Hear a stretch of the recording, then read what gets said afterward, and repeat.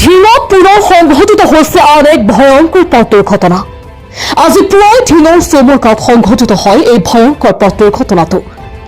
বুধবাৰে সন্ধিয়া সংঘটিত ভয়ংকৰ পথ দুৰ্ঘটনাৰ স্থানতে আজি পুনৰ সংঘটিত হ'ল এই ভয়ংকৰ পথ দুৰ্ঘটনাটো। AS01QC0305 নম্বৰত তীব্ৰবেগী টাটা মেজিকে মহতিয়াই নিলে চাইকেল আৰোহীক। ঢিঙৰ পৰা নগাঁও অভিমুখে গৈ থকা চাইকেল আৰোহী আজিজুল হকক পিছফালৰ পৰা খুন্দিয়াই দিয়ে টাটা মেজিকখনে। দুৰ্ঘটনাত গুৰুতৰভাৱে আহত হয় চাইকেল আৰোহী হকক লগে লগে ঢিং FRUত ভৰ্তি কৰোৱা হয়। ইফালে এই দুৰ্ঘটনাটো সংঘটিত হোৱাৰ পাছতেই স্থানীয় উত্তেজিত ৰাইজে উত্তপ্ত পৰিস্থিতিৰ সৃষ্টি কৰে। কাৰণ এই ঠাইখিনিতে বিগত অলপ দিনত সংঘটিত হৈছে বহুকেইটা ভয়ংকৰ পথ দুৰ্ঘটনা। দুৰ্ঘটনাত মৃত্যু হৈছে বহুকেইজন লোকৰ।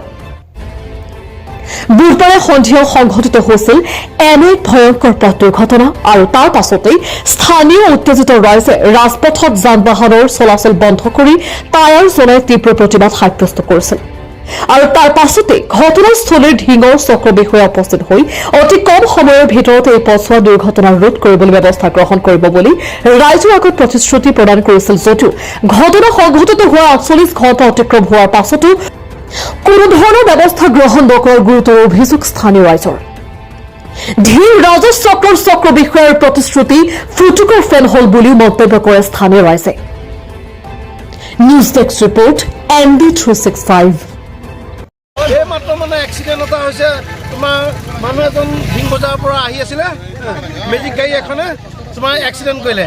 এক্সিডেণ্ট কৰাৰ পাছত মেজিক গাড়ীখন আমি ধৰিলোঁ। ধৰাৰ পাছত মেজিক গাড়ীখনত আমি ভিতৰত পাইছোঁ 5জনী মাইকী মানুহ আৰু খালী এটা ড্ৰাইভাৰ।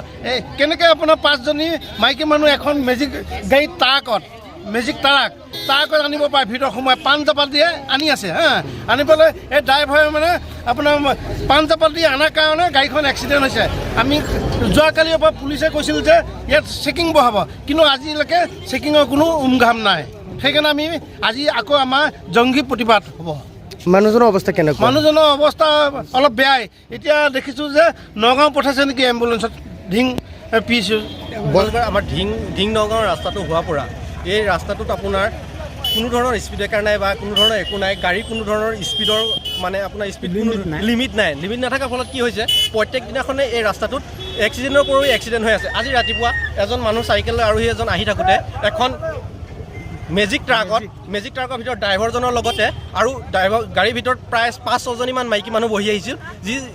আৰু তেওঁলোকৰ দুজন মানুহ বহিব পাৰে, দুজন মানুহ বহিব লাগে, তাত 5-6জন মাইকী মানুহ বহি আহিছিল, যাৰ ফলত আমাৰ এটা এক্সিডেণ্ট হয়। এক্সিডেণ্টটো হোৱাৰ ফলত মানুহজনৰ অৱস্থা অতি সংকটজনক। তেওঁ বৰ্তমান সময়ত ঢিং FRUত নিয়া হৈছে।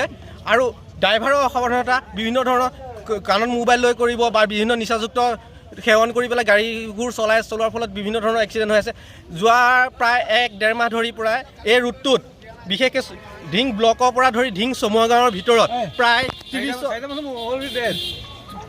15-20টা এক্সিডেণ্ট হৈছে। তাৰে ভিতৰত বহুতকেইজন প্ৰায় 10জনৰ ওপৰত মানুহৰ মৃত্যু হৈছে। এইটো প্ৰশাসনে এতিয়া কি কৰি আছে কি নাই কৰা আমি গম পোৱা নাই। তেওঁলোকক আমি বাৰে বাৰে আবেদন কৰি আছোঁ, কিন্তু তেওঁলোকে কোনো ধৰণৰ হেৰি কৰা নাই, গুৰুত্ব দিয়া নাই ইয়াত। তাৰ বাবে আমি যদি প্ৰশাসনে কোনো ধৰণৰ গুৰুত্ব নিদিয়ে আমি ইয়াত জংগী আন্দোলন আৰম্ভ কৰিম। এক্সিডেণ্ট হোৱাৰ পাছত আমি ৰাইজে এতিয়া প্ৰতিবাদ কৰি আছোঁ। এতিয়া যোৱাকালি আমাৰ চাৰ্কুল অফিচাৰ ছাৰ আহিছিলে, ঢিং থানাৰ OC আহিছিলে।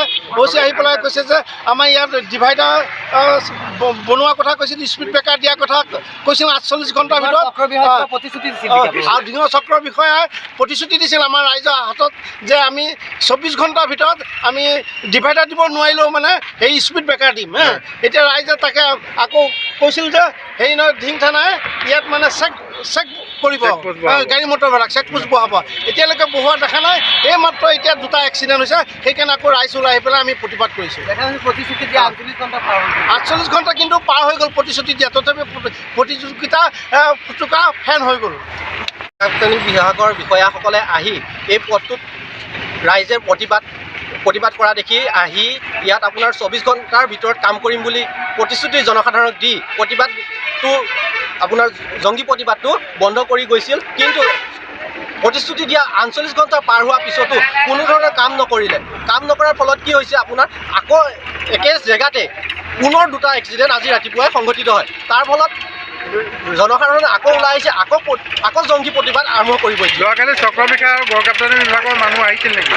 আহিছিল, আহি তেওঁলোকে প্ৰতিশ্ৰুতি দি গৈছিল যে ৰাস্তা ডিভাইডাৰ দিব, চেকপোষ্ট বনাব আৰু স্পীডৰ কাৰণে লিমিটৰ কাৰণে। কিন্তু এতিয়া প্ৰায় 48 ঘণ্টা হওঁ হৈছেহি, তাত কোনো ধৰণৰ এজনেও চৰকাৰী বিষয়া বা কোনো ধৰণৰ কাম কৰা মানুহ আহি ইয়াত পোৱাহি নাই।